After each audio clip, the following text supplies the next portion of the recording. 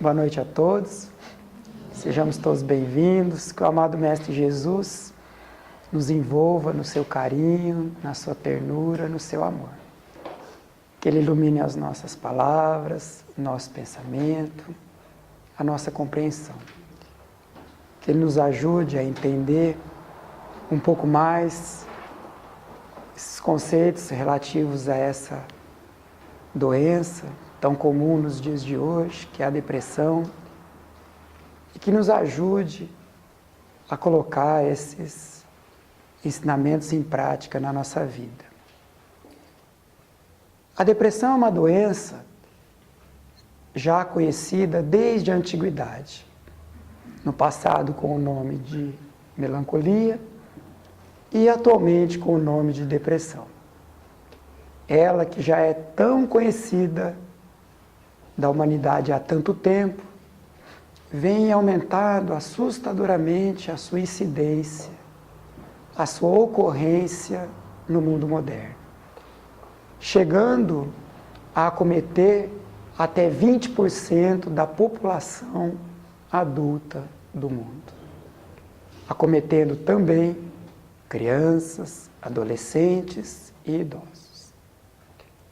Apesar do grande avanço no tratamento dessa doença, com as medicações antidepressivas, hoje sabidamente eficazes, também com o avanço das terapias psicológicas e outras terapias, o sofrimento gerado por essa doença ainda é muito grande. Além disso, a sociedade sofre um prejuízo muito grande desta doença, com o afastamento do trabalho, com o abandono do trabalho, de pessoas em idade produtiva, gerando um ônus extremamente elevado para a sociedade. Sabemos hoje que as causas físicas, tão bem estudadas pela ciência moderna, reside na diminuição de alguns neurotransmissores, em especial a serotonina e a noradrenalina, substâncias estas produzidas pelo cérebro e que têm a função de contribuir para o afeto, para a alegria, para a boa disposição em viver, para a alegria de viver. Sabemos também da predisposição genética para a ocorrência dessa doença. A ciência sabe hoje que quando o indivíduo tem um dos pais com depressão, a chance dele desenvolver essa doença é de 30%. Se ele tem ambos os pais com depressão, a chance sobe para 70%, que é uma incidência extremamente elevada. A ciência sabe ainda dos fatores psicológicos desencadeantes dessa patologia. Nos indivíduos predispostos à depressão, o medo, a insegurança, as frustrações, o estresse da vida moderna e, em especial, as perdas são responsáveis, muitas vezes, para desencadear a depressão. Perdas estas tão bem estudadas por Freud, o pai da psicanálise, no início do século XX, em seu livro Melancolia e Luto, em que ele associa muito fortemente a depressão às perdas, perdas de todos os tipos, perdas de relacionamento, perdas do emprego, de valores amoedados, perda da saúde e perda de entes queridos. No que a ciência espírita não concorda com Freud nesse ponto, porque não existe perda de pessoas. Quando um ser amado desencarna, ele retorna para o mundo espiritual, que é a pátria, o mundo real de onde todos viemos. Então não existe perda, existe apenas uma separação transitória de corpos, porque se assim o desejarmos, sempre estaremos unidos aos nossos entes queridos pelo pensamento, pelo sentimento, pela oração e principalmente pelo amor. Então Freud fala bastante das perdas e da depressão. E o Espiritismo vem contribuir com o estudo da depressão ao nos falar das causas espirituais, que são as causas reais, verdadeiras da depressão. As causas físicas, que é a diminuição desses neurotransmissores causadores da alegria e do afeto, elas não são causas, elas são consequências. A causa real da depressão reside no espírito. Joana de Ângeles, o espírito Joana de Ângeles, através da psicografia de Divaldo Franco, em seu livro Vitória sobre a Depressão, ela nos fala que a depressão é uma doença da alma, que se sente culpada por equívocos cometidos em encarnações anteriores. Equívocos estes que ficam marcados no perispírito da criatura e que agora ressumam sob a tendência a desenvolver a depressão. E os benfeitores espirituais nos ensinam também que um grande fator contributivo para a depressão são as obsessões e a auto-obsessão. Como o indivíduo com depressão cultiva uma culpa muito profunda, essa culpa ela vem a ser um plug, uma tomada, que permite a aproximação de entidades ainda espirituais, ainda inferiorizadas, ainda apegadas ao mal. Eu digo ainda, porque um dia todos encontraremos o caminho do bem, o caminho do amor. Então, quando se diz que um espírito é mau, seja ele encarnado ou desencarnado, podemos dizer que ele está apegado ao mal, mas que ele não é mau na sua essência, porque todos em essência somos bons, porque somos filhos de Deus, que é amor, que é bondade. Então, quando a criatura cultiva esse sentimento de culpa extremamente forte na depressão, ela permite com que entidades que desejam prejudicá-la se associem a ela, causando um processo tão bem estudado pela doutrina espírita, intitulado de obsessão. E as obsessões pioram, e muito, os sintomas da depressão. Existe um livro publicado pela Associação Médico Espírita Brasileira, intitulada Abordagem Médico Espírita da Depressão. E nesse livro, os autores, que são médicos espíritas, eles relatam que em praticamente todos os casos de depressão existe obsessão associada. Daí a importância de associar o tratamento espiritual ao tratamento médico e psicológico. Há também na depressão, muito comum, a auto-obsessão. Como veremos mais adiante, o portador de depressão cultiva muitos pensamentos negativos, cultiva sentimentos de menos-valia, perda da vontade de viver e muitas vezes desejo de morrer.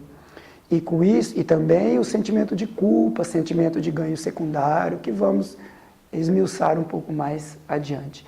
E esses pensamentos e sentimentos negativos que o depressivo cultiva, eles são uma auto-obsessão, ou seja, é seu próprio espírito obsediando a si mesmo e piorando e muito os sintomas da depressão.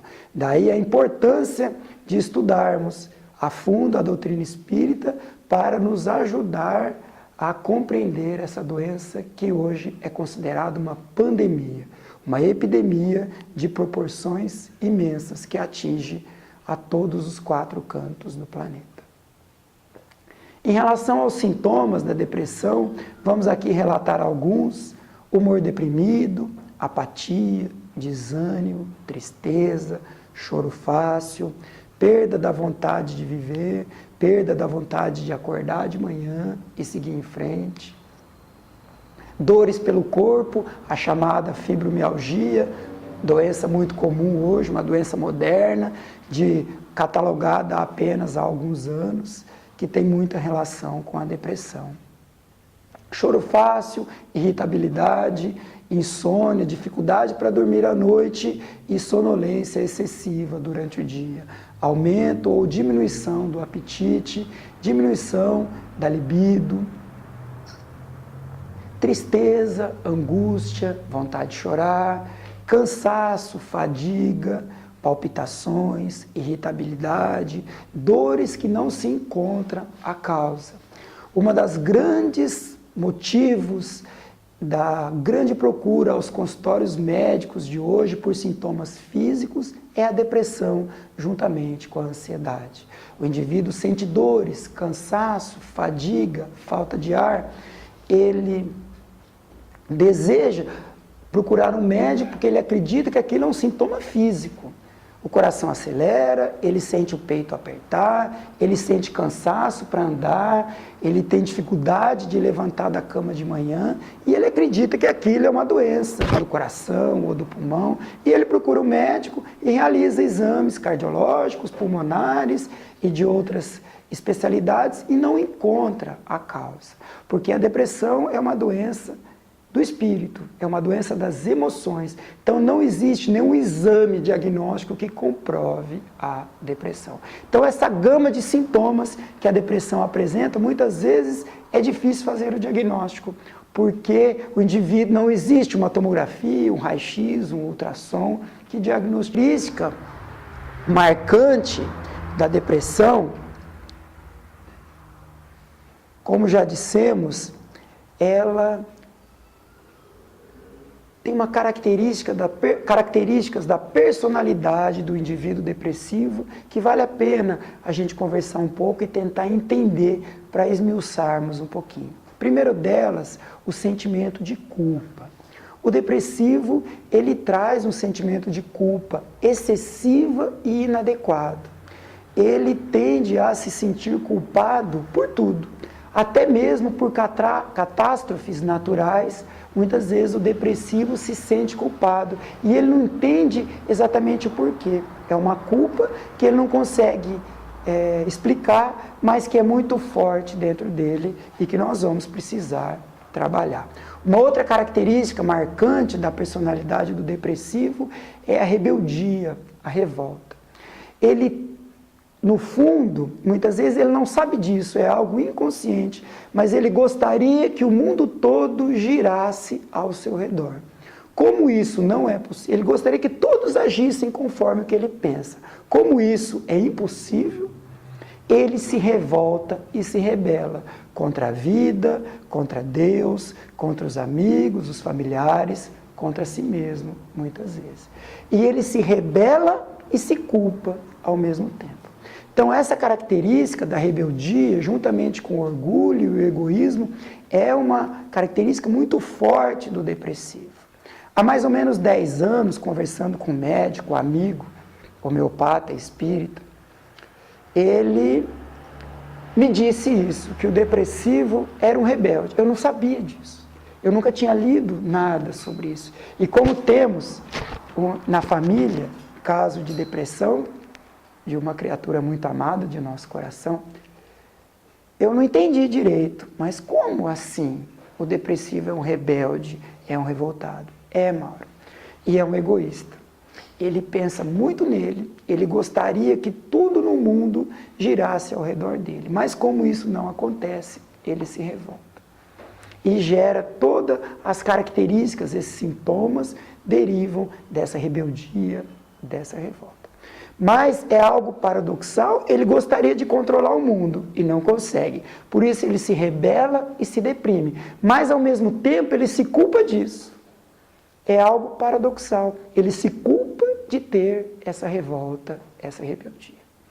E para que a gente possa trabalhar a depressão, é preciso aceitar isso. Então, quando a gente tem alguém que a gente ama muito com depressão e ouve falar que ele é um rebelde, a gente fala, não, mas não deve ser, mas é. E é só aceitando isso que nós vamos conseguir mudar essa característica da depressão.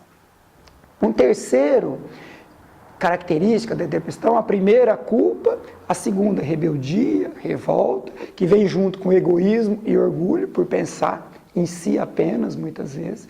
A terceira característica, pensamentos extremamente negativos.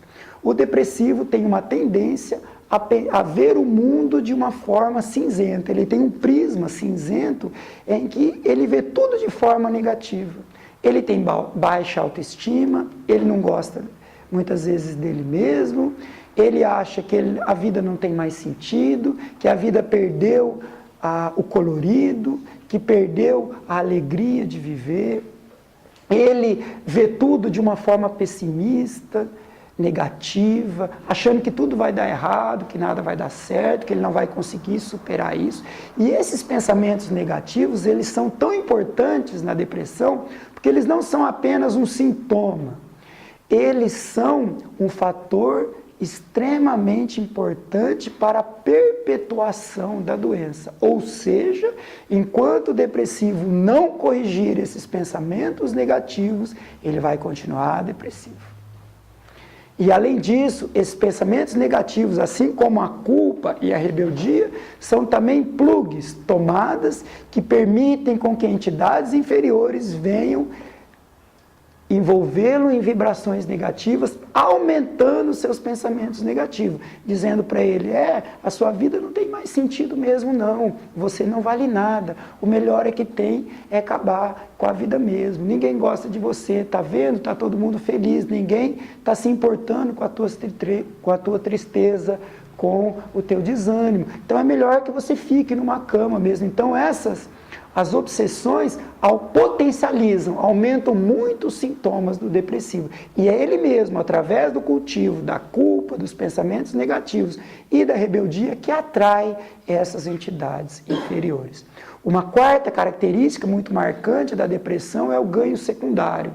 O depressivo, ele muitas vezes inconsciente, ele age dessa forma. Está sempre triste, sempre desanimado, nunca alegre, nunca sorri, sempre com uma queixa, sempre com sintoma, sempre indo no médico, sempre fazendo exames, para que os familiares tenham pena, tenham dó dele. Então ele acha que esse ganho secundário, então o familiar tem pena, tem dó e vai lá mimar e vai lá paparicá-lo. Então isso a psicologia chama de migalhas de afeto. O depressivo se comporta desse jeito para que seus familiares, seus entes queridos tenham pena dele e com isso vai lá e mima e paparica e ele se sente confortável com esse paparico. Mas isso é tão irreal, esse ganho secundário ele é tão irreal que ao mesmo tempo que ele se sente assim, ele se culpa. Porque ele se culpa dos familiares estarem lá paparicando ele, porque ele sente que aquilo não é verdadeiro. E nós fomos criados para a plenitude, para o ser integral, para a saúde integral, como diz Joana de Anjos. Então esse ganho secundário, essa busca de migalhas de afeto, ela é irreal. E como os Espíritos ensinaram a Kardec e a nós, no Livro dos Espíritos, que as leis de Deus estão escritas na consciência, no fundo, o seu ser, ele, no seu íntimo, ele sabe que essa postura equivocada, buscando um ganho secundário, ela é irreal, ela é falsa. E por isso, ele se culpa mais ainda. Então é uma atitude paradoxal, ele se comporta desse jeito para receber as migalhas de afeto da família. Só que ao mesmo tempo ele se culpa de ver o familiar dando migalhas de afeto para ele e sabendo que na realidade aquilo lá é irreal, porque as leis de Deus estão escritas na consciência. Bom, nós sabemos que a depressão é uma doença da alma, que a culpa e a rebeldia reside no seu íntimo, no seu espírito, no espírito imortal que ela é. Então, partindo agora para a abordagem médico-espírita, médico-psicológica espírita, vamos chamar assim, o que fazer para curar a depressão? A depressão tem cura? Tem. Assim como a ansiedade, assim como o transtorno obsessivo-compulsivo e as demais doenças das emoções. Porém, a cura, ela não está nos medicamentos, que é o que todo mundo acha. Todo mundo acha que quando recebe uma receita de fluoxetina ou de outro antidepressivo, ela vai tomar aquele remédio e um mês depois ela está curada. Não. O remédio, ele é muito importante, principalmente nos casos de depressão moderada e grave. Ele é importante para trazer de volta um conforto, mas para que a pessoa tenha condições de buscar a cura real. E a cura real, ela vem através da modificação do espírito. E como que nós modificamos o espírito imortal que somos?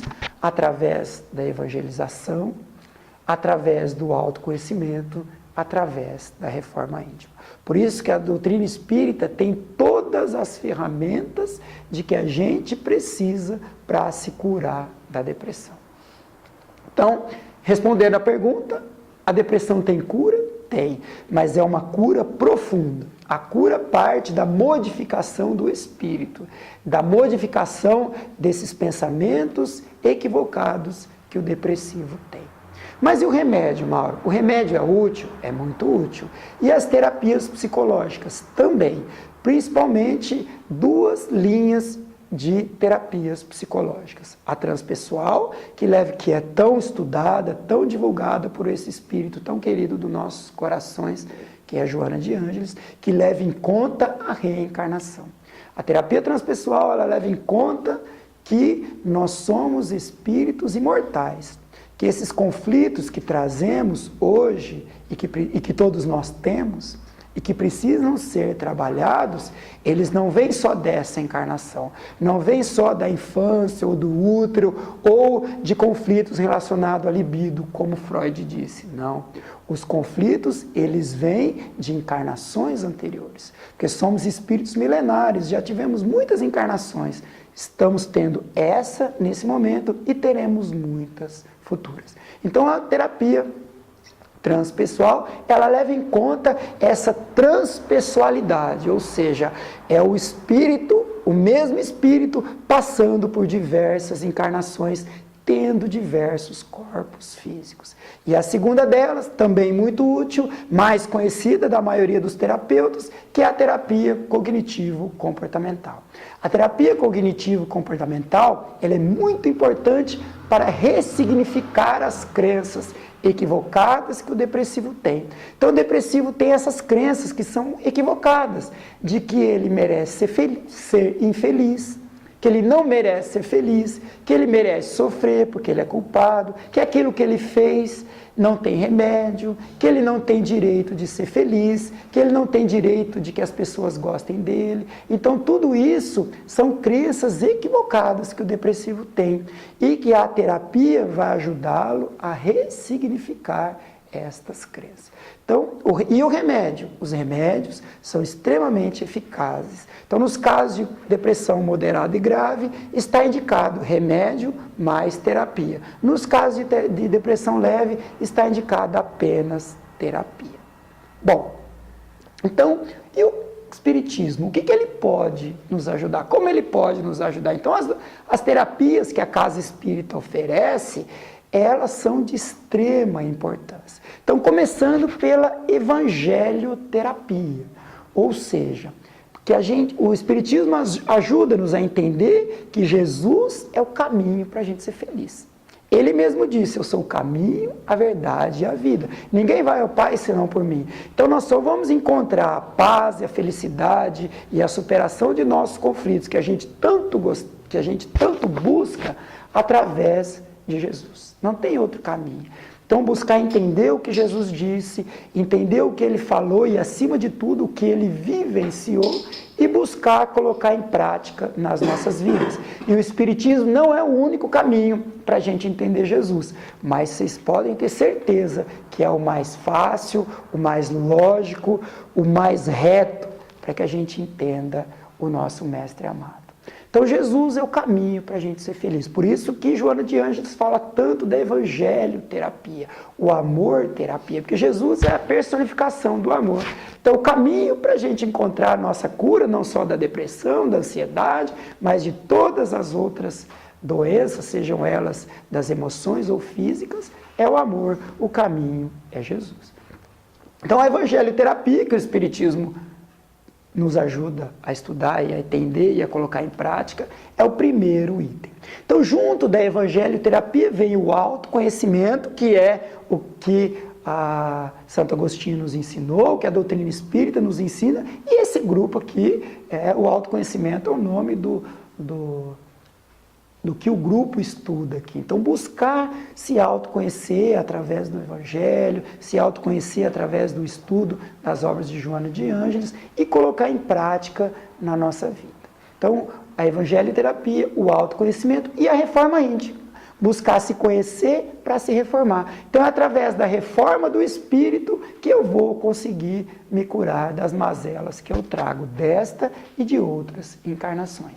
Além disso, as demais terapias espíritas são extremamente eficazes. O passe, a água fluidificada, mas a desobsessão, o evangelho no lar, a leitura diária do Evangelho e das demais obras espíritas, o vir nas palestras, a oração, a perdão-terapia, a amor-terapia, que Joana de Ângeles fala, o buscar desenvolver a fé em Deus, a fé na vida, a fé em Jesus, em nossos anjos guardiães, a fé em nós mesmos, que somos filhos de Deus, criados à sua imagem e semelhança, que temos todos dentro de nós, trazemos todos os recursos para que a gente possa se curar de nossas mazelas.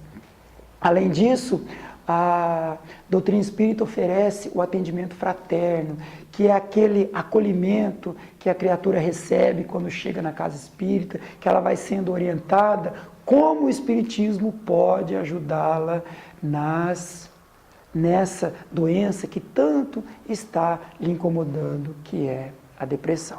Então, a doutrina espírita tem essa gama de terapias, o grupo de estudo, criar o hábito de pelo menos uma vez na semana participar de um grupo de estudo, não somente ir no centro e assistir palestra, mas fazer como vocês estão fazendo aqui, vir semanalmente, estudar, entender, discutir em grupo, entender o que Jesus falou, como a gente pode colocar em prática na nossa vida. Então esse é o caminho para a gente se curar da depressão. Bom, o Espiritismo fala também do trabalho no bem, do trabalho na caridade. Jesus dizia sempre que o amor cobre a multidão dos pecados. Então esses equívocos que a gente traz de encarnações anteriores, que a gente não lembra deles, mas que eles estão muito fortes na nossa vida, presentes no nosso íntimo, e equívocos também dessa encarnação, como que a gente repara? Através da prática do bem, através da caridade. Não é à toa que um dos lemas do Espiritismo é: fora da caridade não há salvação. Então, através do trabalho no bem, eu vou apagando as minhas faltas. Jesus ensinava que o amor apaga, cobre a multidão dos pecados. Bom, o que mais? Falando um pouquinho agora do autoconhecimento, da reforma íntima, que é o caminho para a gente se curar da depressão. Através desse processo do autoconhecimento, nós vamos olhando para dentro de nós mesmos, vamos buscando descobrir os nossos equívocos, onde que a gente está se comportando de maneira equivocada. O estudo vai nos ajudando, o terapeuta vai nos ajudando, o orador espírita vai nos ajudando, os livros vão nos ajudando. Então nós vamos reconhecendo os conflitos e vamos buscar transformá-los em seus opostos. Então, dando o exemplo da depressão. Primeiramente, nós falamos da rebeldia, da revolta, que é uma característica muito forte do depressivo. O que devemos fazer? Transformar a rebeldia em revolta, em aceitação, em humildade e resignação. Então, a rebeldia, revolta e orgulho, esses três andam juntos. Nós vamos transformá-los nos seus opostos, que é a aceitação, resignação e humildade. No Evangelho segundo o Espiritismo, no seu capítulo 5, Bem-aventurados os aflitos, tem um item lá, obediência e resignação, em que Kardec ensina que obediência é o consentimento da razão e resignação é o consentimento do coração. Francisco de Assis, o mentor tão amado de todos nós, que dá o nome para esta casa, ele, quando encarnado, tinha uma oração que ele ensinava para todos aqueles que o buscava, que ele dizia assim: Senhor, que eu tenha força e coragem para mudar o que eu posso mudar na minha vida. Que eu tenha paciência e resignação para aceitar o que eu não posso mudar na minha vida. E que eu tenha sabedoria para distinguir uma situação da outra. Então, aqui nesse ensinamento, que eu tenha paciência e resignação para aceitar aquilo que eu já tentei mudar e não consegui. Então, Senhor, me ajuda a aceitar. Isso ele pedia todos os dias e ensinava as pessoas, nos ensinando a resignação. Então, trocar a revolta, a rebeldia pela resignação, aceitar. O depressivo tem uma característica que ele também, muitas vezes, transfere a responsabilidade para o outro, ou seja, ele acha, e ele pensa isso mesmo, no fundo do seu coração, que ele é infeliz por causa do outro. Não, eu sou assim porque a minha mulher não me entende. Eu sou assim porque o meu marido não dá a atenção que eu mereço. Eu sou assim porque os meus filhos não me dão atenção, cresceram e foram aí para o mundo e me deixaram aqui sozinha com as minhas dores. Então, essa transferência de responsabilidade precisa ser mudada. Allan Kardec nos ensina em O Livro dos Espíritos que nós somos os responsáveis pela nossa felicidade ou pela nossa infelicidade. Não é o outro que vai trazer a minha felicidade ou infelicidade, sou eu. Então eu não posso transferir para o outro. Eu não posso esperar do outro aquilo que o outro muitas vezes não pode me dar. Às vezes o outro está equivocado, ele realmente, o marido precisaria dar mais atenção para a esposa, mas a esposa não pode considerar a sua infelicidade devido à falta de atenção do marido. Ela é responsável pela sua própria felicidade. Então o depressivo precisa corrigir isso. Por esse sentimento de rebeldia, de revolta, ele transfere: não, eu sou assim porque os meus familiares não me entendem, não me dão o carinho que eu mereço e que eu preciso. O dia que eles mudarem, eu vou me curar. Ela sempre transfere para o outro. Na verdade, a cura nossa depende única e exclusivamente de nós mesmos, da mudança da nossa postura, dos nossos pensamentos, dos nossos sentimentos, nossas palavras e nossas ações. A cura reside no bem pensar, bem sentir, bem falar e bem agir.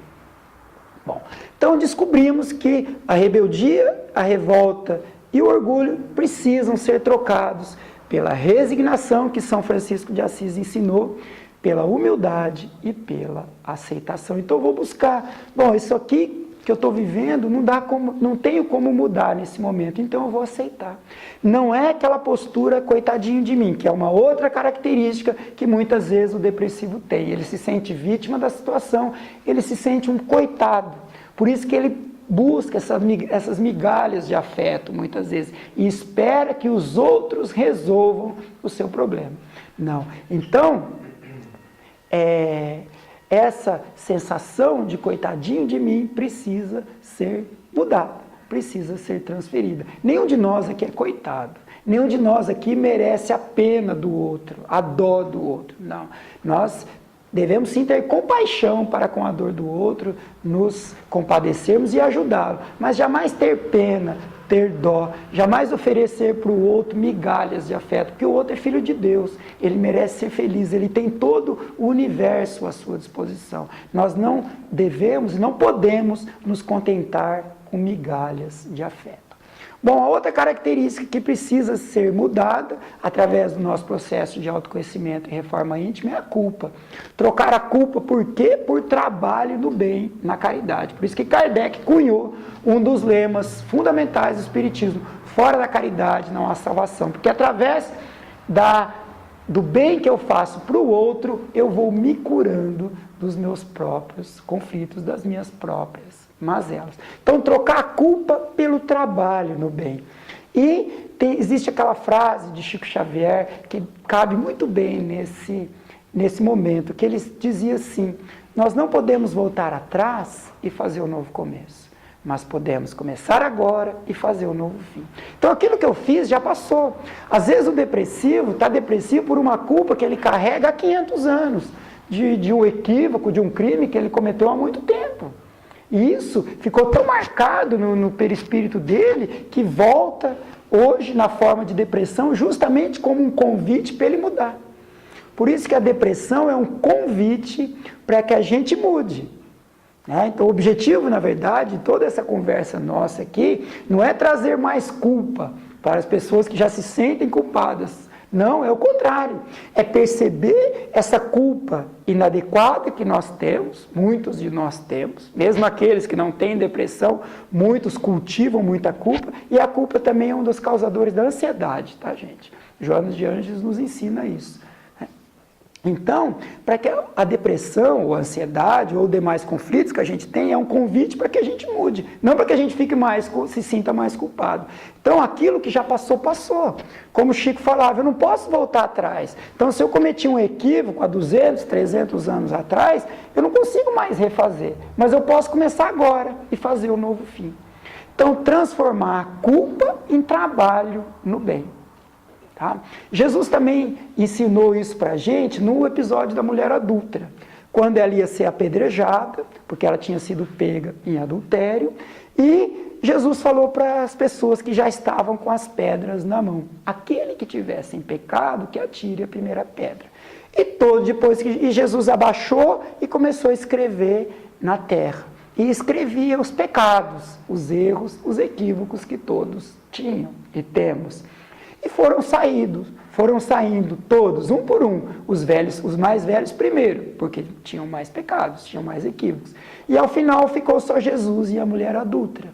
E ele levantou-se, olhou para ela e disse assim, mulher, ninguém te condenou? Ela disse, não, Senhor. E ele falou para ela, pois eu também não te condeno. Vá e não tornes a pecar. Então, olha que lindo, né? Jesus estava dizendo para ela, mas na verdade ele estava dizendo para todos nós. Dizendo que meu filho, você errou, mas eu não te condeno. Levanta, caminha, mas não torne a errar. Então, esse é o convite que a depressão traz para nós. Se eu trago essa culpa de algo que eu não sei conscientemente, mas que está gravado no meu inconsciente, o convite agora é para eu não mais ficar cultivando essa culpa através de pensamentos negativos, de revolta, de rebeldia, nada disso. É que eu trabalhe no bem e busque os pensamentos positivos. Então lembrar, ninguém te condenou, eu também não te condeno. Jesus falando isso para nós. Vá, mas não torne a errar. Segue teu caminho, seja feliz. Busque encontrar a tua felicidade. Uma terceira característica que precisamos trabalhar é o pessimismo. O depressivo é, acima de tudo, um pessimista. Ele acha que tudo vai dar errado, que o mundo é cinzento, que nada vai dar certo. Então ele precisa trocar isso. Trocar o pessimismo por otimismo. Tá? Porque o otimismo, todas as vezes que a gente pensa positivo com otimismo, a gente vive melhor, a gente é mais feliz. Outra característica que o depressivo tem, pensamentos negativos, sempre pensando negativo. Sim? Então, trocar aquilo por pensamentos positivos. Todas as vezes que vir um pensamento negativo, trocar por um positivo. Buscar fazer uma oração, uma meditação, vir assistir uma palestra, tomar um passe, água fluidificada, ler um trechinho do Evangelho, conversar com uma pessoa que a gente sabe que seja positiva, que vai levantar o nosso moral e não uma negativa também, que vai nos deixar pior. Então, trocar os pensamentos negativos por pensamentos positivos. Joana de Ângeles, em seu livro Desperte e Seja Feliz, tem um capítulo chamado O Médico Interno, que ela diz que todos nós temos um médico interno dentro de nós. Que ela explica assim, todas as vezes que a gente pensa positivo, que a gente pensa com otimismo, com esperança, com fé, com coragem, que a gente cultiva a alegria de viver, a oração, a caridade, a prática do bem, das boas ações. Todas as vezes que a gente pensa algo positivo, ou sente algo positivo, ou faz algo positivo, o nosso cérebro capta esse pensamento positivo e produz uma série de substâncias que nos trazem saúde, entre as quais as duas que estão em falta na depressão, a serotonina e a noradrenalina. Porém, todas as vezes que cultivamos pensamentos negativos, de desânimo, de pessimismo, de tristeza, ou falamos mal de alguém, ou cometemos algum ato equivocado, ou reclamamos, ou cultivamos o orgulho, o egoísmo, a inveja, o ciúme, ou seja, essas várias características negativas que a gente ainda tem, muitas vezes fortes dentro de nós, acontece o contrário. O cérebro capta esses pensamentos negativos e produz uma série de substâncias deletérias, venenos mesmo, que caem na corrente sanguínea, se espalham pelo nosso corpo e nos deixam doentes. E também o cérebro diminui a produção de serotonina e noradrenalina todas as vezes que a gente pensa negativo. Por isso que o convite que a mentora Joana vem nos fazer, que a gente cultive esse médico interno, essa capacidade que nós temos de gerar nossa própria cura. E às vezes, só de começar a pensar positivo, de pensar no bem, de agir no bem, de falar no bem, de sentir o bem, o depressivo se cura. Mas, mesmo que ele não consiga se curar, essa postura proativa, positiva perante a vida, permite com que os remédios atuem mais fácil.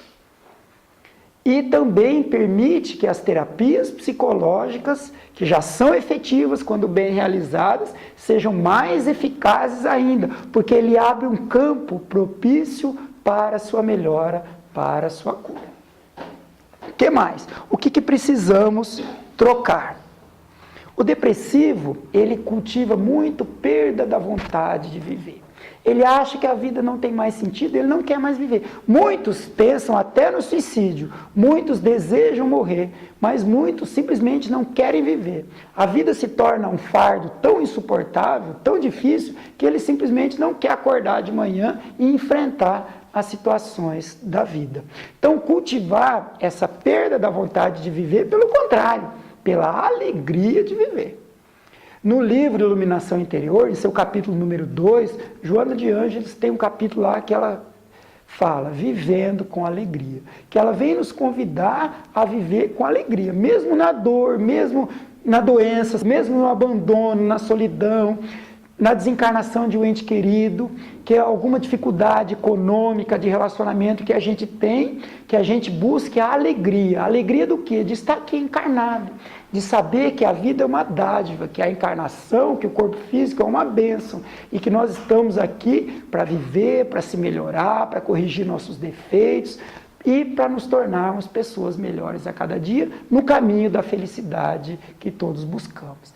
Então, viver com alegria, trocar essa perda da vontade de viver pela alegria de viver, como Joana de Ângeles nos ensina.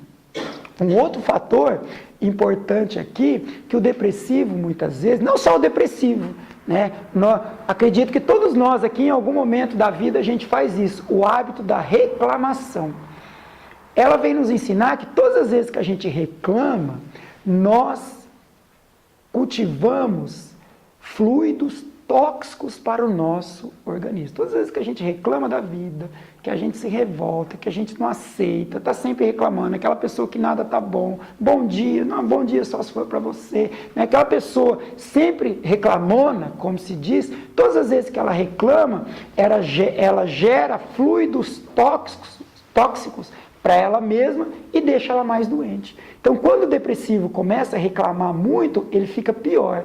Ele sente mais angústia, mais revolta, mais tristeza, mais choro. E a gente vê isso. Eu já tive a oportunidade de presenciar isso várias vezes. Não só no consultório, mas também na minha vida pessoal. Todas as vezes que você está de frente com o depressivo, que ele começa a reclamar muito da vida, ele fica 1 hora reclamando, depois dessa 1 hora, ele está muito pior do que ele estava antes.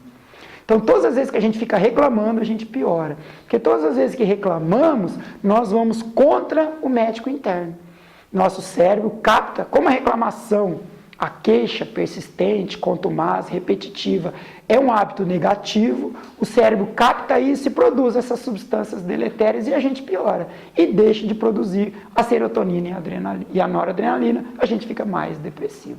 Então, cultivar o hábito da reclamação pelo hábito da gratidão. Joana de Ângeles tem um livro lindo chamado Psicologia da Gratidão, que ela nos convida a seguirmos o caminho da gratidão. A gratidão é um modo de vida. É um modo de viver, de agir, de sentir, de pensar. Então, trocar o hábito da reclamação pelo hábito de ser grato. Grato a quem? A tudo. A Deus, a Jesus, a nosso anjo guardião. Grato à vida, grato a nós mesmos, grato àqueles que convivem com a gente. Agradecer até as provas, ela fala para nós, que a gente precisa criar o hábito de acordar de manhã, abrir o olho e falar: muito obrigado, meu Deus, por estar na carne. Porque quando a gente vai dormir, a gente não sabe se a gente vai acordar no dia seguinte, se a gente desencarnar à noite. Então, quando a gente acordar de manhã, se palpar e ver que ainda está na carne, obrigado, meu Deus, obrigado por eu estar aqui no corpo. Eu tenho mais um dia, mais uma oportunidade de refazer meu caminho, de seguir em frente, de ser uma pessoa melhor. Então, agradecer pela oportunidade da vida, oportunidade da carne, que nós tanto pedimos quando a gente estava no mundo espiritual. A gente não pediu para encarnar, a gente implorou. Por isso que quando o filho fala para a mãe: eu não pedi para nascer, ele está errado.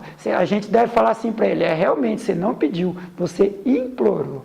A gente, quando está no mundo espiritual, a gente implora para nascer. A gente implora um corpo físico, porque sabemos que é através da bênção do corpo físico que nós conseguimos reparar os equívocos passados e encontrar e conquistar a nossa paz, a nossa felicidade. Então, agradecer a tudo. Obrigado, meu Deus, pela minha família. Não é a melhor família do mundo, mas é a minha, é a que eu preciso.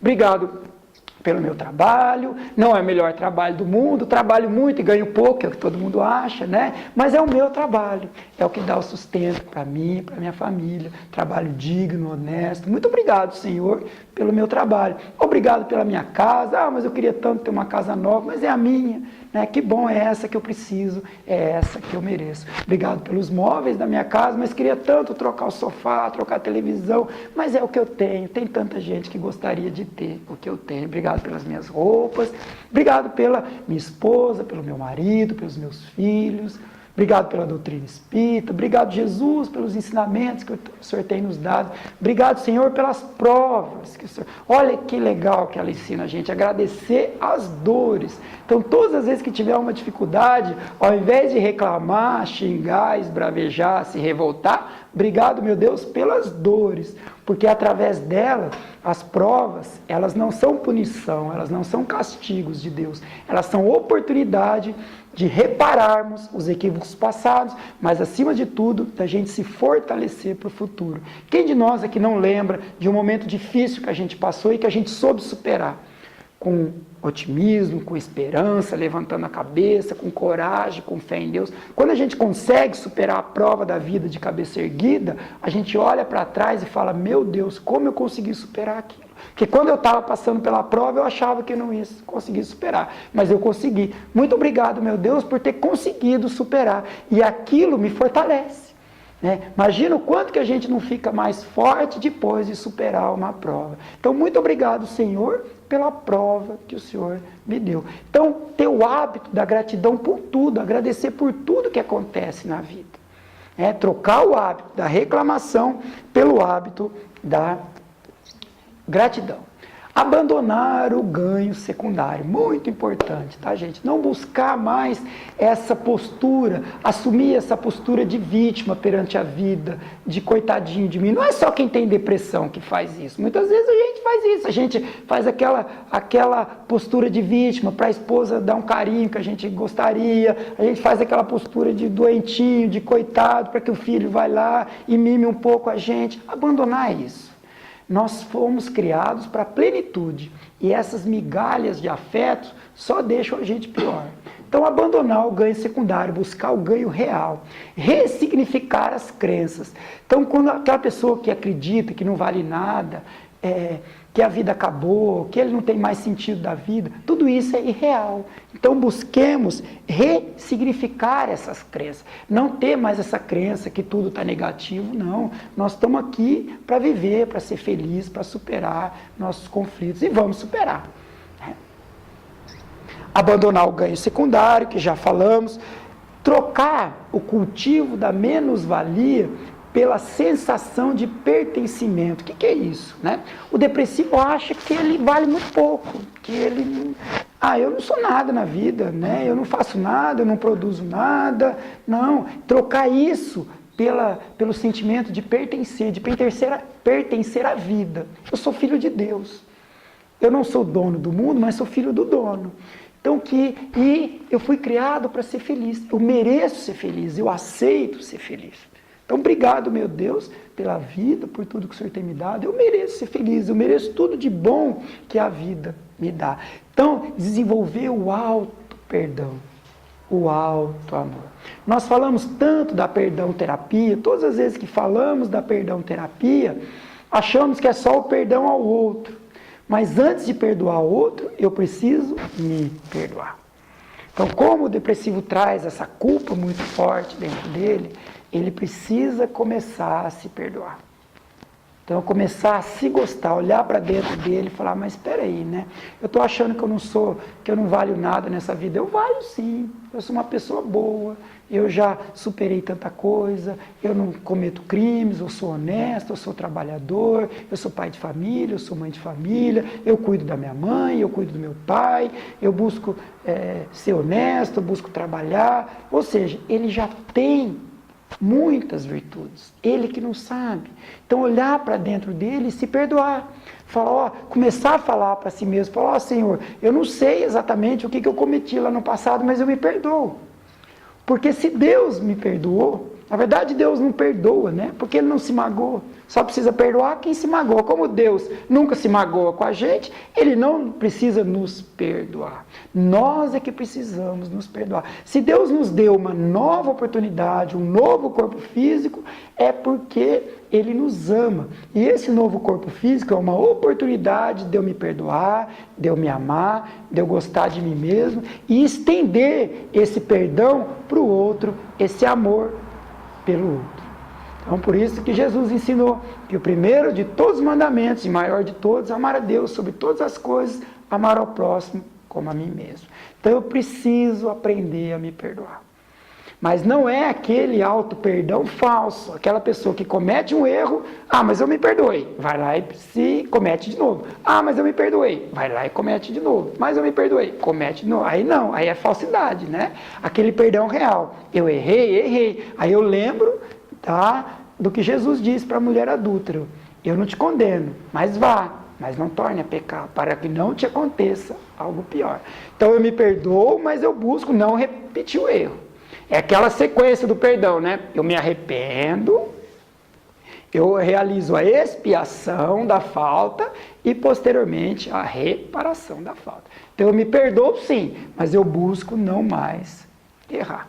Tá? E buscar o alto amor, buscar gostar de mim mesmo, olhar para dentro, não, mas eu tenho muita coisa boa. Eu não sou esse zero à esquerda, como se diz, não. Né? Eu sou filho de Deus. Né? Como Jesus falou, Pai Nosso, ele já estava dizendo, né, que é Pai de todos nós. E Pai que ama, e Pai que ampara, que dá força, que acolhe, que abraça. Então, como eu sou filho de Deus, então eu mereço ser feliz. Então, cultivar esse sentimento do alto amor. O que mais que precisamos? O depressivo tem aquela vontade de não fazer nada, de ficar só na cama. Superar isso, gente. Né? Não, tem hora que vem aquele desânimo, aquele cansaço, vai levantar e falar, eu vou em frente. Prática de atividade física ajuda muito. Né? Oração, meditação. Por que o exercício físico? Porque o exercício físico libera endorfinas. E as endorfinas, elas são o mais potente ansiolítico e antidepressivo que existe. E é produzida pelo nosso próprio cérebro. Então, atividade física, suar, transpirar, cansar o corpo, ajuda muito no tratamento da depressão. E aproveita para caminhar, de preferência ao ar livre, observando a paisagem, observando o quanto a vida é bela. A natureza, as árvores, os pássaros, observando a si mesmo enquanto está caminhando. Por isso que não é bom caminhar com esses fones de ouvido, a não ser que seja para ouvir uma música relaxante ou uma mensagem legal, pode ser, mas ouvir essas músicas barulhentas não compensa, não é bom. Caminha e aproveita esse momento, vai olhando a natureza e vai agradecendo a Deus por tudo. Agradece a Deus pelas duas pernas, fala, obrigado meu Deus que eu tenho duas pernas, porque eu posso andar. Agradece pelos olhos, pela visão, obrigado meu Deus porque eu estou enxergando onde eu estou olhando. Agradece pela respiração, pelo ar que a gente respira, por termos 2 pulmões, um coração, 2 braços, 2 pernas, 2 olhos, uma boca, 2 ouvidos. Olha quanta coisa boa a gente tem por termos inteligência. Então aproveita, une 2 terapias para a depressão: a caminhada, 3, a oração e o cultivo dos pensamentos positivos, o médico interno e o cultivo da gratidão, a psicologia da gratidão. Então, enquanto eu estou caminhando, olha como eu posso associar terapias que são benéficas para a depressão. 40 minutos a 1 hora de caminhada todos os dias, de preferência todos os dias da semana, ou pelo menos 4 a 5 vezes por semana. O coração agradece também as caminhadas, como todo mundo já sabe, né? Então, a prática da atividade física ajuda e muito. O que mais? Não esperar que o outro nos faça feliz, né? Trocar aquela história de transferir a responsabilidade da minha felicidade para o outro. Eu só vou ser feliz o dia que a minha esposa mudar. Não, eu vou ser feliz o dia que eu mudar, né? Se ela mudar junto, ótimo, né? Se eu puder ajudá-la na mudança e ela me ajudar na minha mudança, ótimo, mas eu sou responsável pela minha felicidade, tá? E ela é pela dela. A gente se ajuda, mas cada um tem a sua própria responsabilidade. Então, parar com essa história de eu só vou ser feliz o dia que meu marido mudar, só vou ser feliz o dia que minha esposa e meus filhos mudarem, tá? Então, não esperar do outro aquilo que o outro não pode nos dar. Esse é outro defeito que a gente tem. Isso é uma grande causa de término de casamentos, né? Porque a gente sempre espera do outro, que o outro nos dê isso, nos dê aquilo, e às vezes o outro não tem ainda a capacidade de nos dar. Então não espere nada do outro, espere de você mesmo, espere de Deus, de Jesus, dos benfeitores espirituais. Daqueles que estão encarnados com a gente vai vivendo junto, vamos ajudando, vamos amparando, ora a gente ajuda, ora a gente é ajudado, ora a gente aconselha, ora a gente é aconselhado, mas não espere que o outro vá fazer muita coisa por você, não espere nada, né? O melhor é não esperar nada realmente do outro, tá? Em relação à família, quando nós temos um familiar querido que convive conosco e tem depressão, qual a postura? Como o familiar deve se comportar? A doutrina espírita nos ensina isso também, para que o familiar lide com o outro como uma pessoa normal, trate o outro como um normal. Não deixe de dar atenção, busque sim, está sempre ligando, se não mora junto, liga, pergunta como é que está, né? vai, visita, participa da vida dele, mas não ficar mimando o outro, não ficar paparicando, perguntando, mas você está bem? Por que você está triste? Por quê? O que aconteceu? Não. Trate o depressivo como você trata outra pessoa. Tá? Edivaldo fala numa palestra, para que assim, se tem um depressivo em casa, tira a janela, abre o quarto, não deixa ele fechar a cortina, né? Abre a janela, deixa o sol entrar, o sol é terapêutico também. Então, ele fala assim, se tem cama, coloca a cama de pé, não deixa ele ficar deitado, porque ele adora. Tem uma palestra muito interessante do Divaldo Franco, chamada Estudando a Depressão, que ele fala isso, tira as camas da casa, deixa as camas tudo em pé, não deixa ele deitar, tira as cortinas, abre as janelas, deixa o sol entrar. E ele brinca de uma forma pejorativa, mas a gente sabe que partindo dele é de amor, é do coração, é com amor, que ele fala assim, tem um depressivo em casa, dá uma enxada para ele, faz ele trabalhar, suar, né, gastar o tempo. E é verdade, gente. Né? Vocês perceberam que às vezes quando a gente acorda de manhã meio triste, meio desanimado, a gente vai, trabalha, ou então faz um exercício, um vai na academia, o outro vai caminhar, o outro vai nadar, o outro vai correr, o outro vai trabalhar mesmo, e aí depois, na hora que a gente está com o corpo cansado lá, passou a tristeza. É assim, né? Então por isso que ele fala, tem um depressivo em casa, dá uma enxada para ele, não deixa ele ficar com a mente ociosa. Essa é outra sugestão aí dentro da busca da cura da depressão, ocupar a mente. Que como o depressivo pensa muita coisa negativa, e isso é o que piora o seu quadro, ocupar a mente e o corpo, trabalhar fisicamente, trabalhar mentalmente, não dar espaço para a mente. Não ficar assistindo programa de televisão que te deixa mais deprimido, né? Programa de violência, às vezes programa de notícia que fala tanta coisa que só deixa a gente mais para baixo. Atualmente está acontecendo muito isso, né? Então, não liga a televisão, liga para assistir um programa legal, vai na internet, assiste uma palestra de Valdo, do Haroldo Dutra Dias, de vários aí. Hoje, né, está muito disseminado, vai ler um livro, vai no centro assistir uma palestra, ouve ouve um CD, assiste um DVD, que tem tantos aqui na Casa Espírita. Então, ocupe a mente no bem, vai ajudar alguém, vai trabalhar na caridade, não fique em casa remoendo pensamentos, porque é isso que deixa o depressivo cada vez pior. Tá? Outra coisa, a gente já está acabando, uma característica que o depressivo tem, e eu já tive a oportunidade de presenciar isso, não dar vazão aos sentimentos de desespero. O que é isso?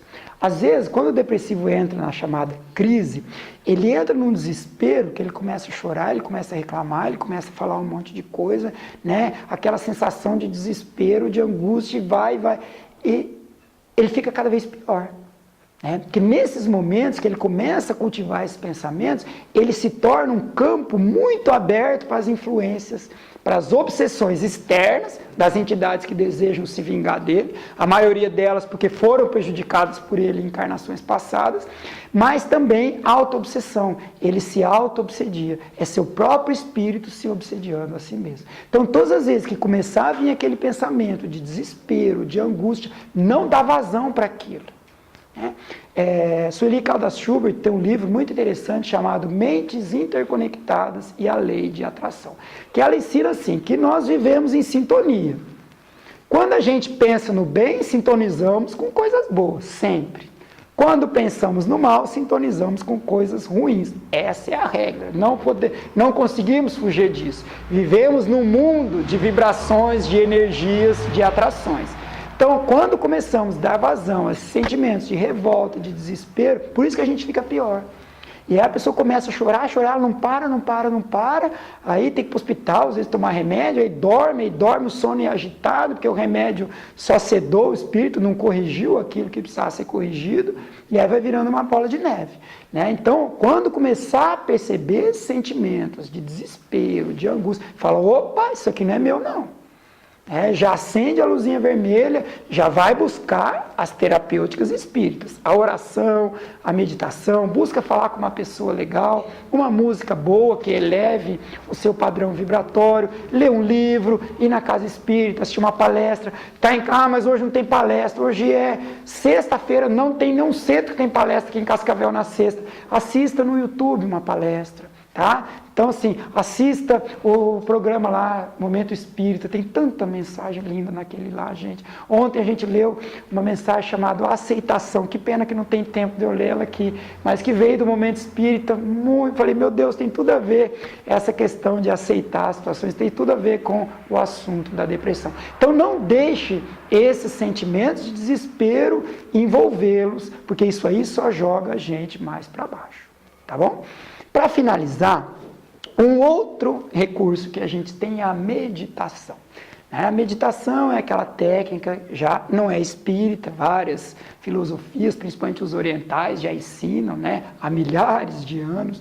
E a doutrina espírita também encampou essa técnica, Joana de Freitas fala bastante dela, a meditação. Meditação com Jesus. Criar um momento do nosso dia, tirar uns minutinhos, num cantinho, pode ser no quarto, pode ser na sala, em silêncio, pode ter uma música ou não, uma música suave, e naqueles momentos a gente vai respirar, vamos nos concentrando na nossa respiração, e à medida que for surgindo os pensamentos, as preocupações do dia, vamos deixar indo, deixa os pensamentos, não se fixa em nenhum desses pensamentos. E aí nós vamos nos acalmando, vamos lembrando de Jesus, vamos aproveitando para entregar para Ele, falar, Senhor, aqui estou eu. E o bom da gente conversar com Jesus é que Ele conhece a gente do fundo, bem, muito melhor do que a gente mesmo. Então a gente não precisa ter vergonha dele, tá? Não precisa ter vergonha do Cristo. E aí nesses momentos da meditação nós vamos imaginando a gente com Jesus, Ele nos envolvendo no amor dEle, e nós vamos dando vazão aos nossos sentimentos mais puros. Nesse momento de meditação em que a gente se acalma, que a gente fica na companhia do Cristo, as preocupações foram deixadas de lado, por maiores que sejam. E naqueles momentos somos nós, com os nossos sentimentos mais puros, junto com o Cristo. E aí nós vamos lembrando da criança que existe em nós. E aí nós vamos vendo vamos lembrando daquela criatura lá, quando tinha 10 anos, 8 anos, aquela criança que brincava, que corria, que era feliz, que se contentava com um brinquedinho qualquer, que tinha os amigos, que não tinha grandes preocupações na vida.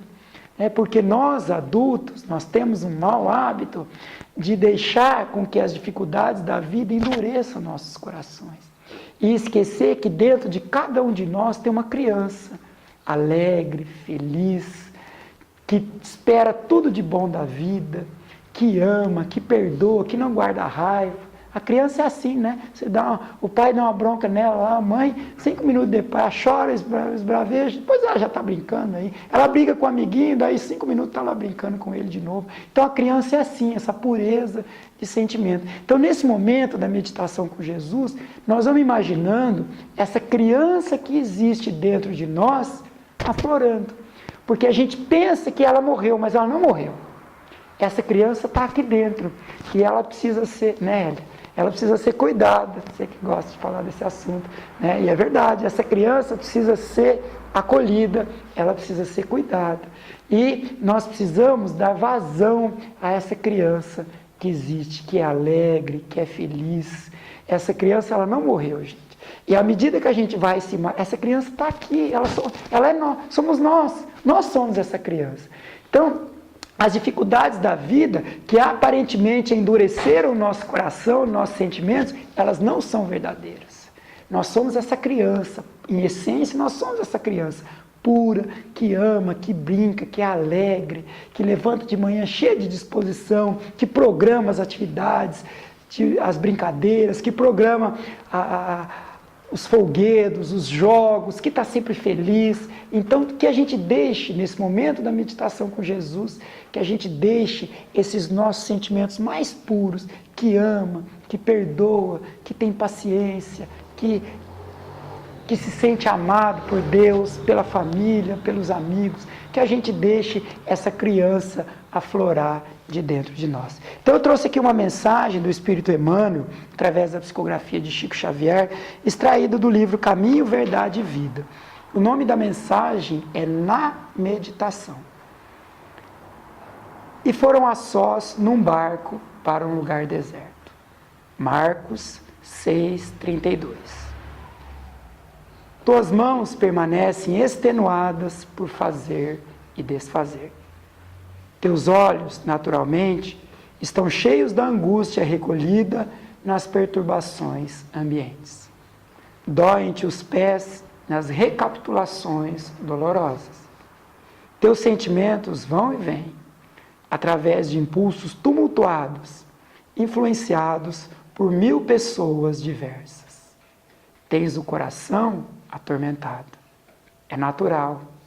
Nossa mente sofre sede de paz, como a terra seca tem necessidade da água fria. Venha a um lugar à parte, no país de ti mesmo, a fim de repousar um pouco. Esquece as fronteiras sociais, os controles domésticos, as incompreensões dos parentes, os assuntos difíceis, os problemas inquietantes, as ideias inferiores. Retira-te dos lugares comuns a que ainda te prendes. Concentra-te por alguns minutos na companhia do Cristo, no barco dos teus pensamentos mais puros, sobre o mar das preocupações cotidianas. Ele, o Cristo, te lavará a mente eivada de aflições. Balsamizará as tuas úlceras. Dar-te-á salutares conselhos. Basta que te cales, e a sua voz falará no sublime silêncio. Oferece-lhe um coração valoroso na fé e na realização, e seus braços divinos farão o resto. Regressarás, então, aos círculos de luta, revigorado, forte e feliz. Teu coração com ele, a fim de agires com êxito no vale do serviço. Ele, o Cristo, contigo, para escalares sem cansaço a montanha de luz. Que Deus nos abençoe.